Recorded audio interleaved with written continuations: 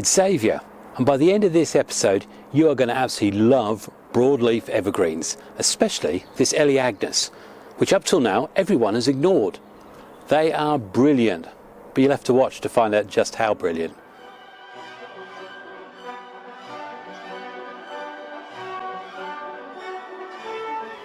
Hi, it's Xavier on a not so warm afternoon at the patio end of the garden, and we're going to deal with this Elaeagnus, which is broadleaf evergreen. Basic rules: if you haven't seen the earlier video about it, which I know most of you haven't, they tend to keep their winter plumage, so we can actually safely remove all of that, and I'm going to be doing that, and the process of removing that will then encourage, in the May-June time, another big flush but smaller leaves. So that's what I'll be looking at to do this year. It'll be the first year I've done it, and it's based on an episode that Ryan Neal did on Bonsai Mariah a year or two back about his Elaeagnus. So he thinks they're good trees as well. So we'll see how that works out. But also, the pruning I did with it last year was all with a view to changing a potting angle. So we're also going to be pulling it out of its pot. Now there's a risk with that, because we're going to be doing two major bits of action: root pruning and also a full defoliation. Depending on what I find in the roots, depends on how far I go with defoliation. Anyway, let's go and have a look and see what's under the bonnet, shall we? Right, the first thing we need to do is get our gloves on, because I have delicate skin. We need my Tony chopstick, wire cutters,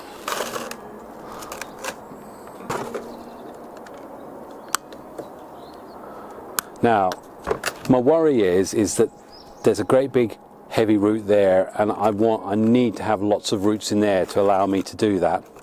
I'm just hoping I've got them, because if I haven't, that's going to completely destroy my plans. Now by straightening that means, and I'll cut it again and cut again.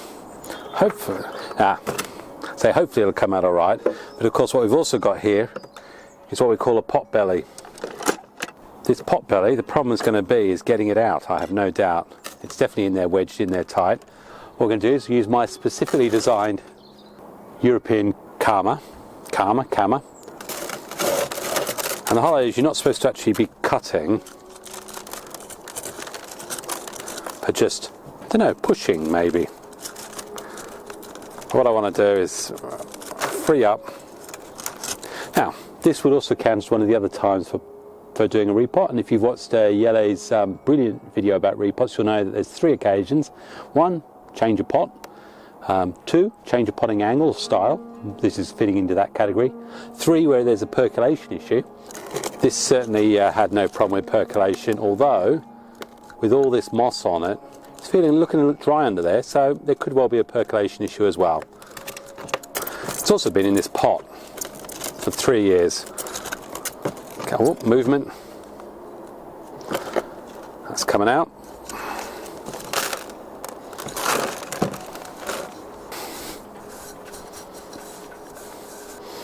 Come on, another pot free for use. A lot of dried old roots there. So I'm going to carefully tease them out,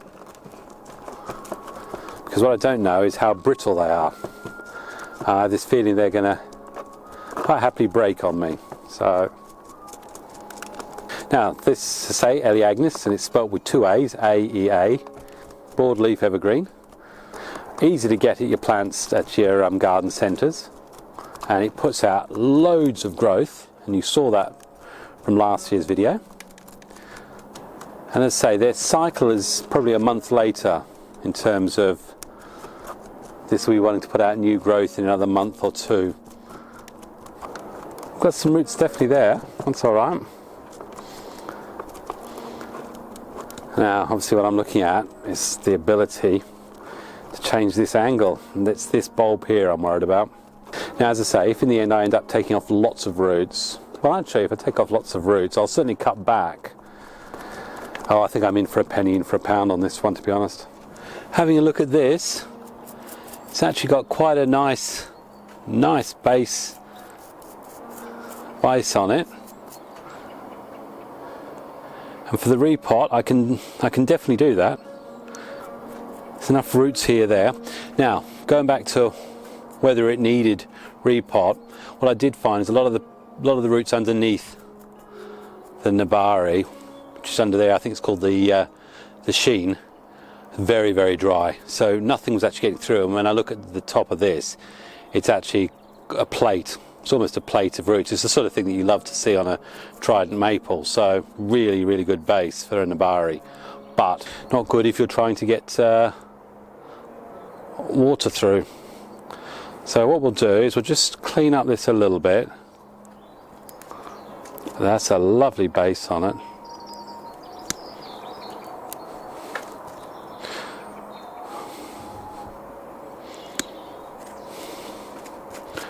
Now this has happened as a result of the roots circling, I'm sure of it, but they've actually fused together under there.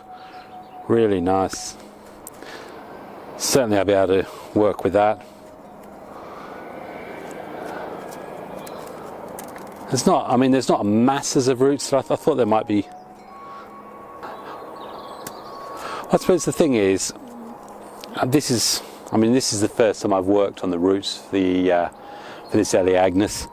I think last time I just stuffed it in the pot straight from the nursery. So what I do want to do is give every opportunity to show off this.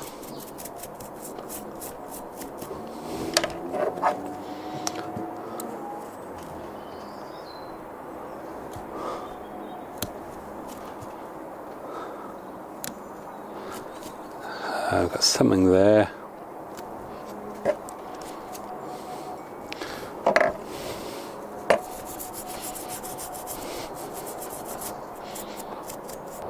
So we need to find a pot for it, I suppose. Also try and decide where the front's going to be. Now, what we have got is this root here. If you look at it, it's quite raised. But on that angle, that root base, that could actually be a little bit of a feature. So it's either going to be there, got the helicopter, or if we go that side,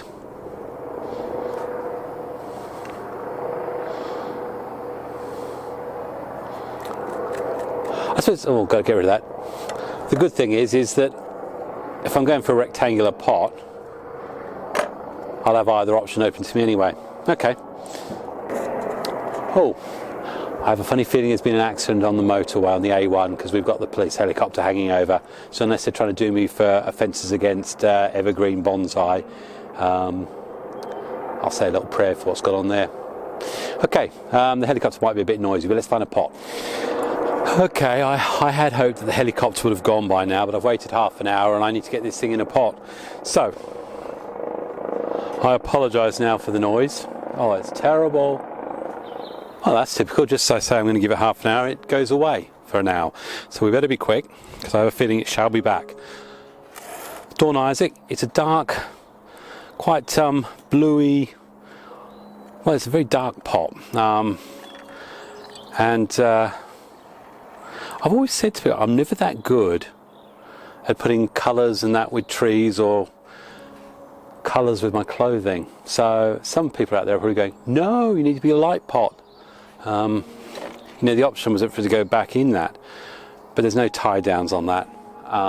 So this is what we're going to go for. So usual thing, got me 2 mesh in the bottom, layer of soil in there.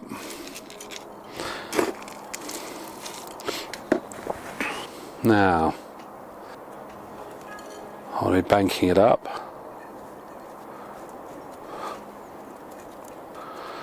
Now the key is to get this thing secured in.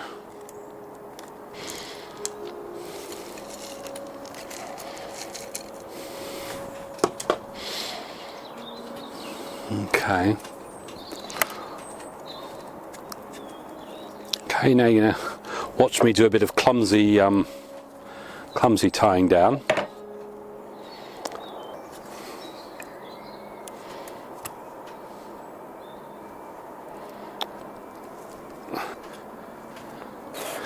How does our angle look? That's on the horizontal, which is what I wanted. That one under there is on the horizontal there. So yeah, happy with the angle. Okay. Okay, I've also put it slightly at an angle. Okay, so the front's going to be like that. So let's just try and dig this stuff in a bit. A lot more carefully, because these are definitely finer roots, but I want to see all that nebari, all that lovely root base. Look at that. Who says broadleaf evergreen is boring? Look at that.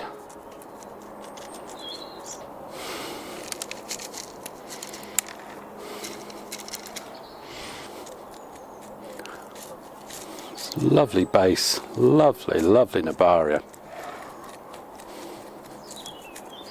Look at that. I'm actually quite surprised by that. So the front's there. We can do some immediate remedial work here. That's a waste of time. Get rid of that. And get rid of that. So moving up, it's healing. I'll probably need to do some more work on, but I'll do more work on that in the probably in the May or June time. So next thing we do, I didn't take off that many roots, so I am now going to do my defoliation, and I need a little container to catch all my leaves. Now I can't honestly imagine that you're going to want to see this in real time, so I imagine we're going to go to Xavier motion.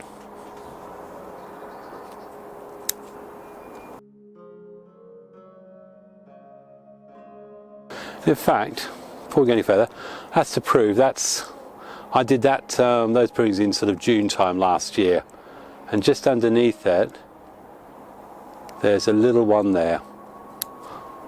In fact, there's another little one there as well. Okay. Now obviously we won't take the little leaves off.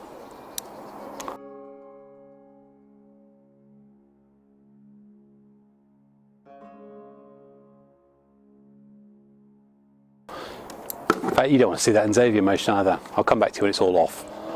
Well, in the end I've taken off about 2/3 of the leaves. There's actually still quite a few smaller leaves on there.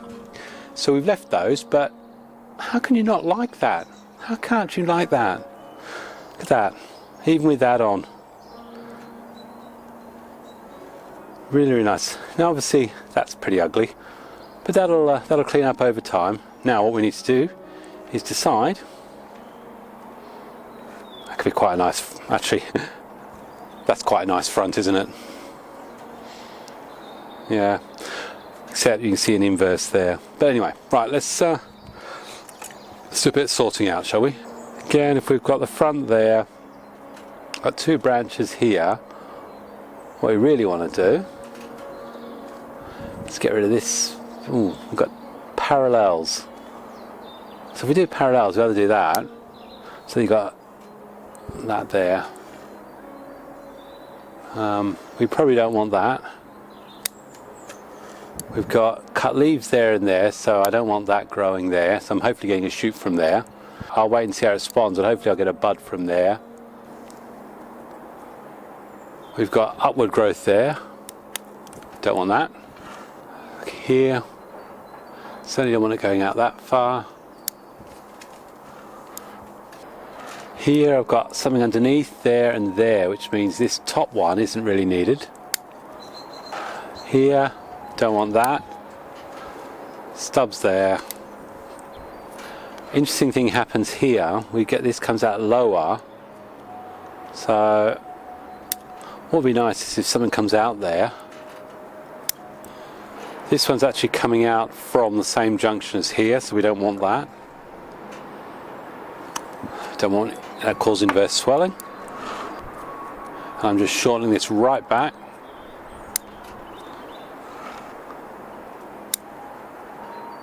This one's an interesting one, but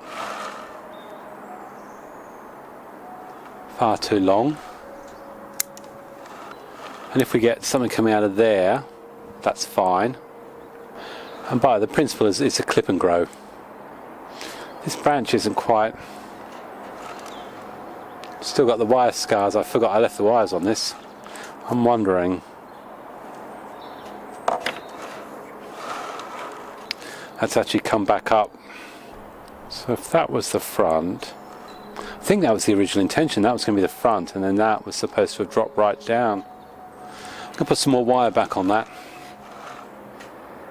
Is there another branch I want to do anything with? So if I put the branch...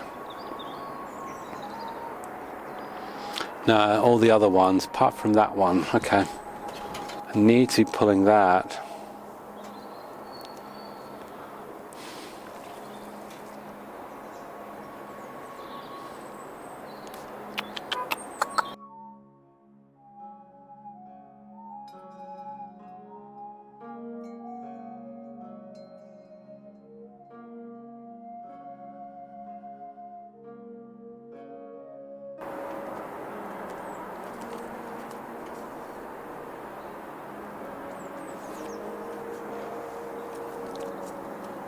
Who thinks the front's going to be there now? Somewhere in there. Oh well. Okay. Oh no, it can still work. I mean, that branch comes out quite a long way, but I want to see what comes from these here. Really, I want something to come from there. But let's test it.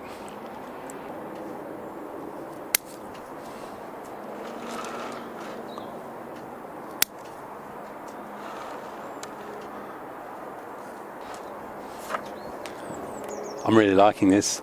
I am really liking this. I could just dip that a little bit more, but it is definitely at its breaking point. I can feel it. Okay. Okay, so it's got its little Oceania kelp feed on it, but there it is. My Elaeagnus Broadleaf Evergreen.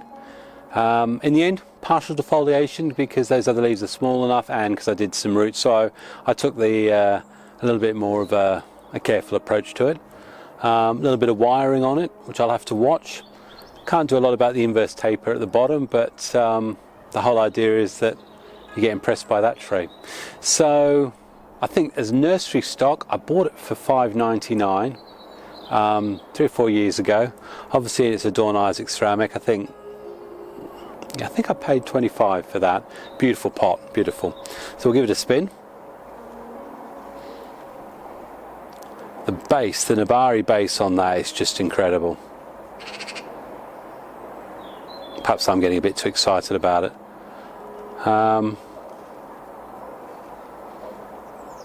Yeah. So there you go. So hopefully you've got a bit of excitement about broadleaf evergreens. Scout around your nurseries. You're bound to find them, and they keep the leaves all the year round. So you've always going to have some green around your garden. So from Xavier, with the sun firmly fading in the west, well, east, somewhere, it's fading somewhere. I'm going to say cheers, happy bonsaiing, God bless.